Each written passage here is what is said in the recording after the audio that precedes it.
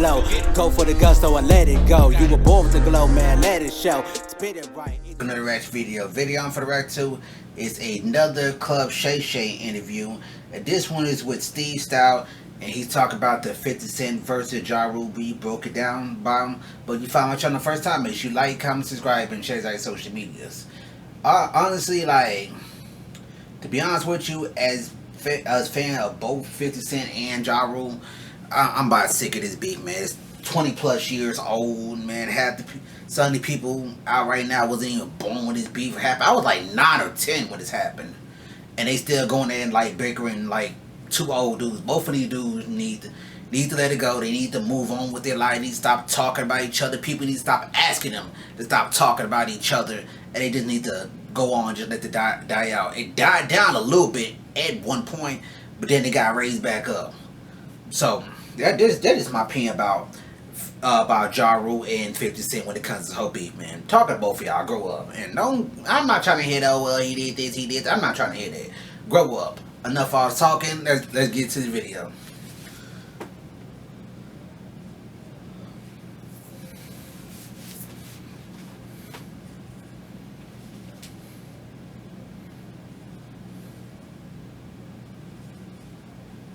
How did the beef start between 50 and Ja Rule? That's a good question. Well, I know you know the answer. Yeah. I think 50 knew that Ja was not who he was portraying as an image. Ja, you know, Jehovah Witness. Jehovah Witness not supposed to rap? I'm not saying they're not supposed to rap, but it was like Ja was coming up with this gangster image, and it was like, that's a stretch for you. Right. And I think 50, that was one thing. And then they had some like very neighborhood beef. And I remember when we signed 50, there was something going on. I think he snatched Ja's chain or somebody snatched somebody's. It was one of these things. And they had a fight in Atlanta. 50 fought him in Atlanta.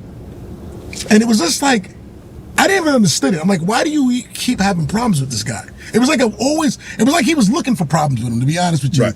But I think it was driven by this idea that this image he was portraying that he didn't think was authentic or whatever.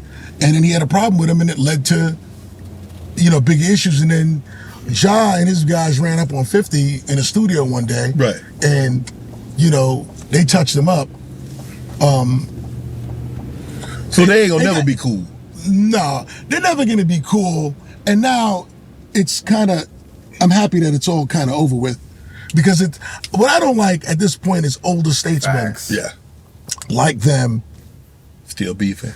Because it makes the art form look bad. Right. You know, these guys are made men now. You know, like I love what Fat Joe's persona is today. And I love, obviously, what Jay represents and what Nas represents. And, you know, the art form, the leaders of the art form, you know, doing well, you know, being positive, representing sort of as not role models, but representing the movement and the culture of hip hop well. Right.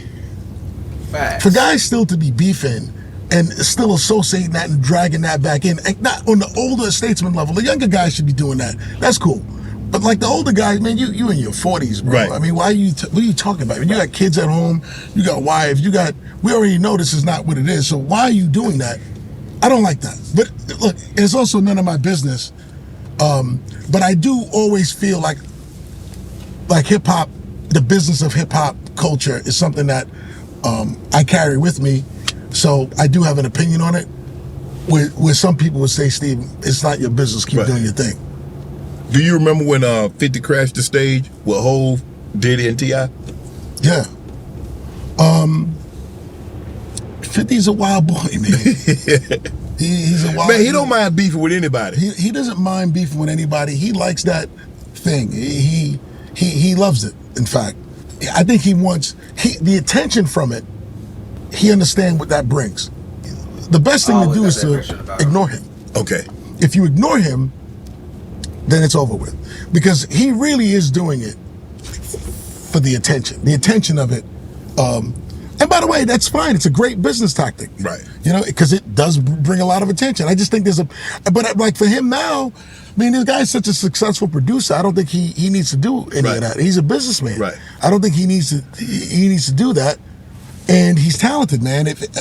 People like Power and those shows, the BMF shows. Yeah. I'm gonna tell you something right now. This is where you hear it first. If that guy, his real talent is comedy. Okay. Oh yeah. When he takes what he does in production and apply that to comedy, it's over with. He's that talented. Wow. That's his thing. Comedy. Part of the package of talking about rebranding. We had to. Reebok was skips. Let me be very clear. You know what skips are? When people, I don't wear those. Those are skips. Yeah. You don't want to wear those. You're right. Right. You skip those and find something else. You skip something and find something else. Those are Reeboks. We had to rebrand that. Part of it was this changing the letters to RBK. Okay. Jay-Z, obviously, and 50 Cent and all of that stuff. And then it was AI and Jadakiss. So we did work around AI and Jadakiss. We did another spot with Stevie Francis and Scarface at the time. Yeah. That wasn't as successful. But we were doing this thing to fuse music and sport together. Because my whole thing was like every rapper wanted to be a basketball player and basketball player wanted to be a rapper. And that's less true than it was back then, today. But because of that, I wanted to create marketing and advertising around that fusion, and that was the way we rebranded Reebok.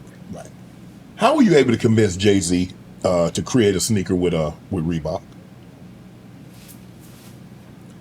It wasn't really hard to convince him. Nike at the time didn't believe in music as performed. Nike was very disciplined to its manifesto about athletes and performance. They wouldn't mess around with anybody else. So an artist, the most you can get from Nike was some free sneakers. Right. They wouldn't do business with you.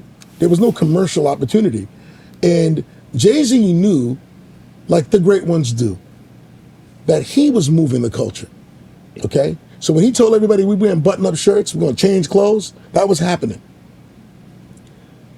If he did a pair of sneakers with Reebok, forget Reebok's whatever they were, if he puts his name next to it, they're going to buy his sneakers. Right. And he didn't have any self-doubt that, forget Nike, I could do this with them. And by the way, while he was wearing his sneakers and selling his sneakers, sometimes he'd wear Nike too. And he's like, people ain't going to believe me if all I did was wear my sneakers. I got to show them that I choose to wear my sneakers like I choose to wear those. It's an option. But like this whole idea, like only wear your sneakers, he knew that looks fake because that wouldn't be real. Right. What's real is I do like these. I also do like those.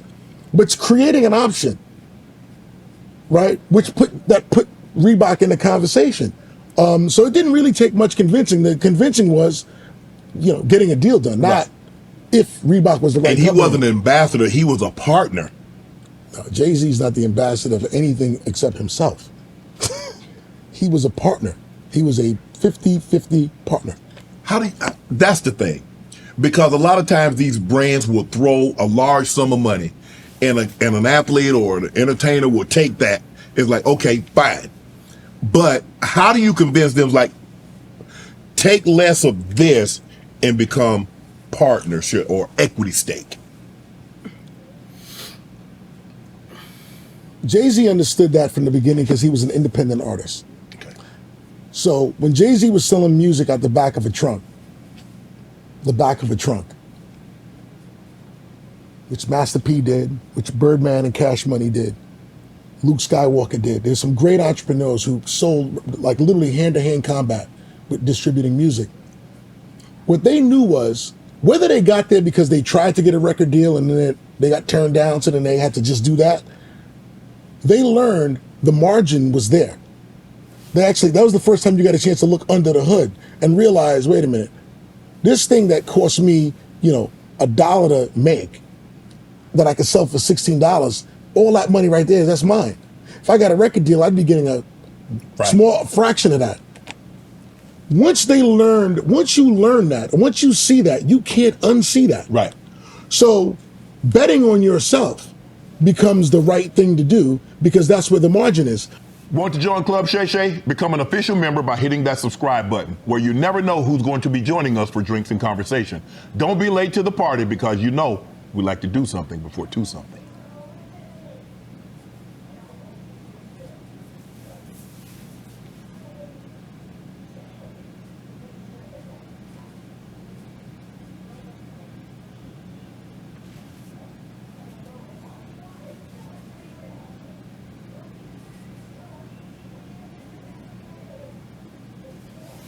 Okay.